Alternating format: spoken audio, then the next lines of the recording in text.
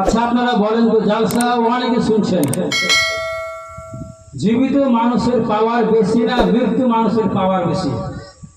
বলেন। নিশ্চয়ই আপনারা বলবেন যে যে জীবিত তার পাওয়ার বেশি থাকে, কিন্তু না, সেটা হচ্ছে ভুল। হাদিসের রেফারেন্স দিয়ে বলছে আর কি, যে মৃত্যু মানুষের পাওয়ার বেশি। তার কারণ হলো, আপনাদের এই যে কবরস্থান দিয়ে যখনই আমরা যাই, সমস্ত কবরবাসীকে আমরা সালাম কি দিই, আসসালামু আলাইকুম ইহালাল কবুর। কবুর শব্দ হলো বহুবচন জামা, মানে সমস্ত কবরবাসীকে সালাম দেওয়া হলো, বলো সুবহানাল্লাহ। একটি জীবিত মানুষকে যদি গর্ত করে মাটির ভিতরে ভরে দেওয়া হয় আর বন্ধ করে দেওয়া হয়, আর যদি উপর থেকে সালাম দেওয়া হয়, সে শুনতে পাবে কি? শুনতে পাবে না কোনো মতই। কিন্তু ওই জীবিত মানুষ কবরের ভিতর থেকে শুনতে পাবে না, তার মধ্যে এতটুকু ক্ষমতা পাওয়ার নাই যে উপরকার আওয়াজ শুনতে পাবে। কিন্তু ওই জীবিত রয়েছে, জীবিত মানুষ।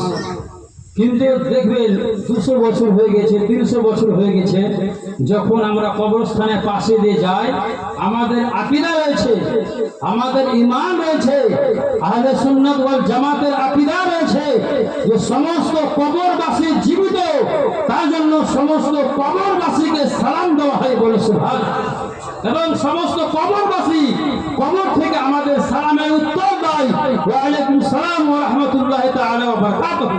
আমরা কিন্তু শুনতে পাই না, কিন্তু খোদা ঠিক শুনতে পায়। আমরা যদি ভালো হতে চাই তো কাকে ফলো করতে হবে? আমরা রিল ভিডিওতে ফেসবুকে দেখতে পাই না যে ফলো করেন, লাইক দেন, শেয়ার করেন। তো ফলো আমরা কাকে করি? বৈজ্ঞানিককে ফলো করছি। ফলো আমরা কাকে করছি? সায়েন্টিস্টকে ফলো করছি। আমরা ফলো কাকে করছি? ইঞ্জিনিয়ারকে আমরা ফলো করি। আমরা ফলো কাকে করি? যারা ভালো, যোগ্য, বিজ্ঞ, গণ্যমান্য লোক, তাদেরকে আমরা ফলো করছি। কিন্তু আমাদের আকীদা নষ্ট হয়ে যাচ্ছে। আমরা যদি ইহুদিকে ফলো করি, আমাদের আকীদা নষ্ট হয়ে যাবে। আমরা যদি কাদিয়ানীকে ফলো করি, আমাদের আকীদা নষ্ট হয়ে যাবে। আমরা যদি কোনো আপনার ইহুদি নাসারাকে ফলো করি, আমাদের আকীদা নষ্ট হয়ে যাবে। আমরা যদি ভালো মুসলমান হতে চাই, আমরাকে নবীকে ফলো করতে হবে। আমরা যদি পাক্কা সচ্চা মুমিন হতে চাই, আমরাকে সাহাবায়ে কেরামকে ফলো করতে হবে। আমরা যদি ইমানদার হতে চাই, আমরাকে সমস্ত আল্লাহর নবীকে ফলো করতে হবে। আমরা যদি দিনদার হতে চাই, সমস্ত আল্লাহ পরেজগার বান্দাকে আমরাকে ফলো করতে হবে। আমরা যদি ভালো পাক্কা সচ্চা মুমিন হতে চাই, যারা হজ করে এসেছেন, তাদেরকে আমরাকে ফলো করতে হবে।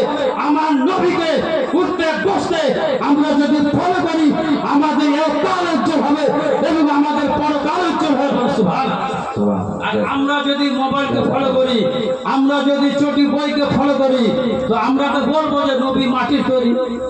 আমরা বলবো যে নবীকে ইলমে গায়বের খবর নাই। আমরাকে ফলো করতে হবে যে খোদা যার জন্য মগ্ন হয়েছেন, তার জন্য কবি কি বলেন? যার প্রেমে মগ্ন হলেন খোদি রাব্বানা, সে কে?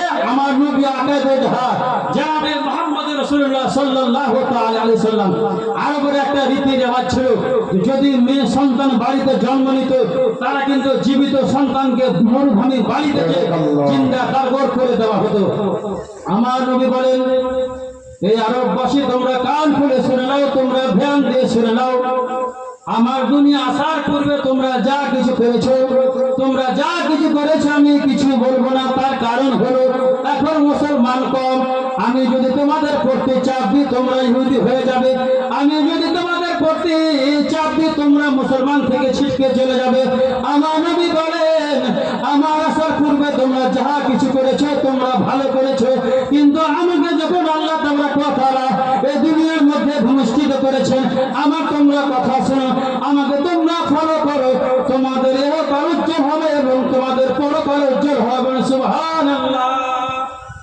হযরতে আব্দুল মুত্তালিব রাদিয়াল্লাহু তাআলা আনহু কে হযরতে আমিনা শ্বশুর, আমার নবী দয়া নবী আকায়ে দো জাহান জনাবে মুহাম্মদ রাসূলুল্লাহ সাল্লাল্লাহু তাআলা আলাইহি সাল্লামের দাদা কে হযরতে আব্দুল মুত্তালিব।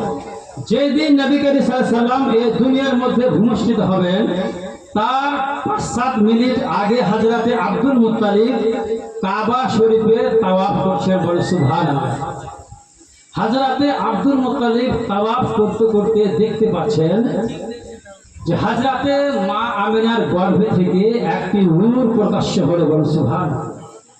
হাজরাতে আব্দুল মুত্তালিব থমকে দাঁড়িয়ে গেলেন যে কি ব্যাপার। হাজরাতে মা আমিনার মুখে কোনো আওয়াজ নাই, কোনো শব্দ নাই, কিছু নাই, কিন্তু আমি দেখতে পেলাম যে একটি নূরের মতন জিনিস আলোকিত হলো হাজরাতে মা আমিনার গর্ভে থেকে। হাজরাতে আব্দুল মুত্তালিব রাদিয়াল্লাহু তাআলা আনহু কাবা ঘরের দিকে নজর করলেন, তো দেখতে পেলেন কি যে কাবা ঘর আমার নবীর আগমনের তাজিমে ঝুঁকে রয়েছে। বলে সুবহানাল্লাহ। আর কাবা ঘরের মধ্যে যে বুদ্ধি সব চাইতে বড় বুধ যাকে বলা হয় জোহাবান, সে বুধও কিন্তু আমার নবীর তাজিমের জন্য ঝুঁকে গেছে। আর ওই বুধের অন্তর থেকে আওয়াজ প্রকাশ্য হচ্ছে, ওই বুধের অন্তর থেকে আওয়াজ বের হচ্ছে যে মোহাম্মদ আজকে পৃথিবীর মধ্যে অনুষ্ঠিত হয়ে গেছে। বলে সুবহানাল্লাহ। হাজরাতে আব্দুল মুত্তালিব বাবা এক পা দু পা করে করে হাজরাতে আমিনার বাড়ির দিকে রওনা দিয়েছে, বাড়ির দিকে রওনা দিয়েছে, বাড়ির দিকে যেতে আরম্ভ করেছেন। ইতিমধ্যে দেখতে পেলেন একটি মানুষ হাতে তলোয়ার নিয়ে হাজরাতে আব্দুল মুত্তালিবের দিকে যেতে আরম্ভ করেছে। হাজরাতে আব্দুল মুত্তালিবকে বলেন, আব্দুল মুত্তালিব, তুমি হাজরাতে মা আমিনার ঘরের ভিতরে প্রবেশ করতে পারবেন না। হাজরাতে আব্দুল মুত্তালিব বলে, কেন আমি ঘরের মধ্যে প্রবেশ করব না, তুমি বলো। সে বলতে আরম্ভ করলো, হুজুর গো, হাজরাতে মা আমিনার কাছে আল্লাহ তাবারাক ওয়া তাআলা সমস্ত ফেরেশতাকে পাঠিয়ে দিয়েছেন, যাও যাও যাও, আমার হাবিব আমার মাহবুব এই দুনিয়ার মধ্যে অনুষ্ঠিত হয়েছে, তার সঙ্গে তোমরা সাক্ষাৎ করেছে। বল সুবহানাল্লাহ।